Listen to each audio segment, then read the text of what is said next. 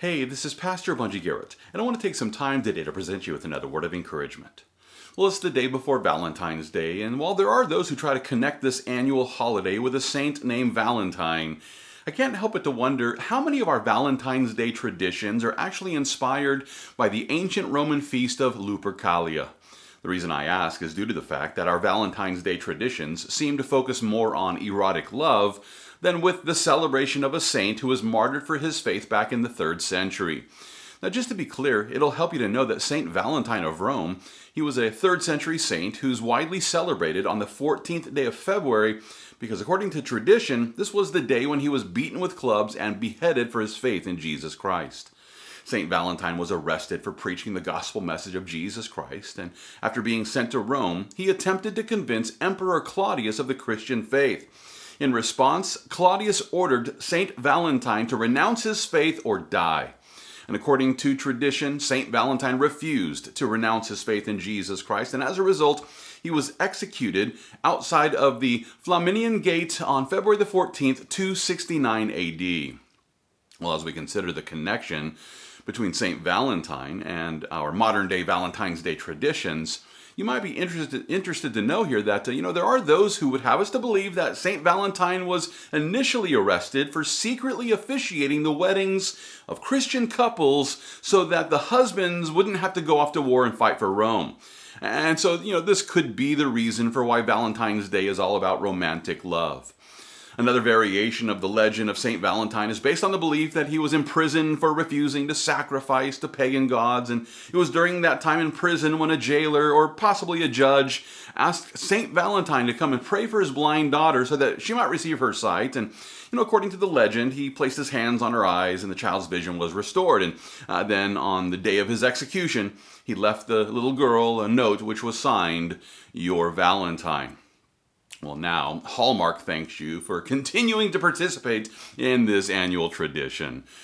But seriously, as we consider the various traditions about this man who was martyred for his faith back in the 3rd century, you might be interested to know that it was back in 1969, that's when the Roman Catholic Church decided to remove Saint Valentine from the general Roman calendar. And the reason why, well, it's because there's just so little known about him. And while it's true that the Roman Catholic Church still recognizes his martyrdom on the 14th day of February, it's also true that many of our modern Valentine traditions seem to be a sterilized version of the Roman feast, which was known as Lupercalia.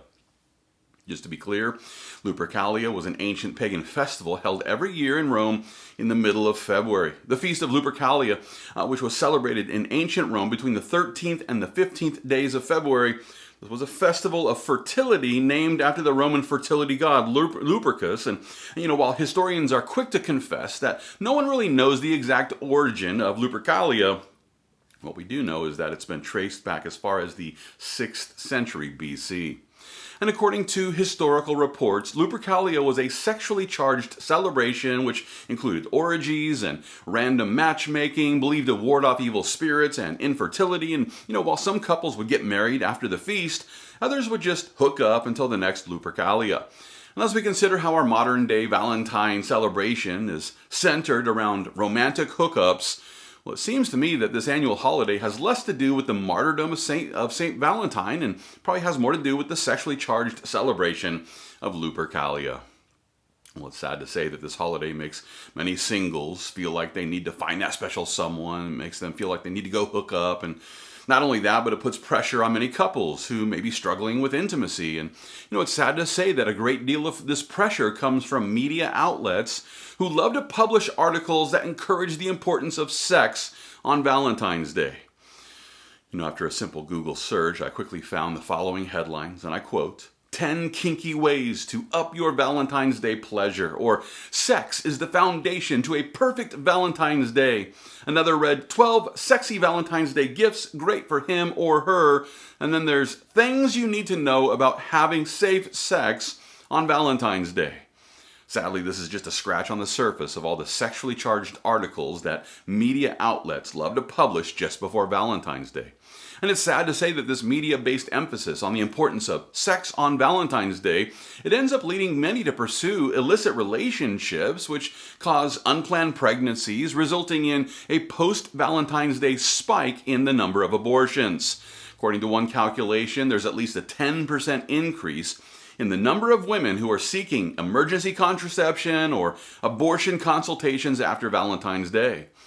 Well, then there are those who simply turn to the readily available pornography that's found on the internet. And you might not know this, but a recent Barna report helps us to see that the use of pornography, it continues to increase, and especially among young people who are exposed to explicit images earlier than ever before. And it's sad to say that most Americans, including many Christians, don't really see the problems with pornography. According to the research, 3 in 5 U.S. adults, which is 61%, spend time viewing pornography, and half of those, admit to using porn, say that, well, no one really knows about their addiction, and it shouldn't be a real problem. And, while the Bible is very clear that pornography is a sin which results in rotten fruit, over 3 in 5 Christians, which is 62% of those who trust in Jesus Christ, actually believe that a person can regularly view pornography and still live a sexually healthy life. Listen, if you're a believer who shares this perspective, then please trust me when I tell you that those who view pornography are engaging in the sin of sexual immorality. Oh, don't take my word for it. Here's how Jesus put it in Matthew chapter 5. Beginning at verse 27, he declares, "You have heard that it was said to those of old, 'You shall not commit adultery.' But I say to you that whoever looks at a woman to lust for her has already committed adultery with her in his heart. If your right eye causes you to sin, pluck it out and cast it from you. For it is more profitable for you that one of your members should perish than for your whole body to be cast into hell. And if your right hand causes you to sin, cut it off and cast it from you. For it is more profitable for you that one of your members perish than for your whole body to be cast into hell." Christian, listen, according to Jesus, those who look at women with lustful hearts, they're engaging in the sin of sexual immorality within their heart. And the same thing is true for women lusting after men. And it's for this reason that Jesus encouraged his audience to take drastic measures so that we might gain the victory over these lustful desires. And listen, this not only includes blocking sites like Pornhub and OnlyFans, but this also includes abstaining from the Hollywood films that include softcore porn, which is found in most movies today. Sadly, most rated R movies today include softcore porn sex scenes, which are pornographic by definition. And it's for this reason that I always look to the parent's guide found on IMDb before I go watch a movie. And if the description includes sex scenes, then I don't watch the movie because I know that those scenes will only entice me to pursue more pornography. As for those who think that they can watch these sex scenes on the silver screen without any repercussions, I encourage you to remember what Paul wrote in Galatians chapter 6. Beginning at verse 7, he declares, "Do not be deceived. God is not mocked. For whatever a man sows, that he will also reap. For he who sows to his flesh will of the flesh reap corruption. But he who sows to the Spirit will of the Spirit reap everlasting life." Those who sow fleshly seed into the soil of their minds will end up reaping the rotten fruit of carnal corruption. Therefore, those who think that they can fill their minds with pornography without any negative effects, they're actually deceiving themselves, kind of like Eve deceived herself before eating the forbidden fruit. With that being the case, I encourage every Christian, we need to guard our hearts during this sexually charged holiday.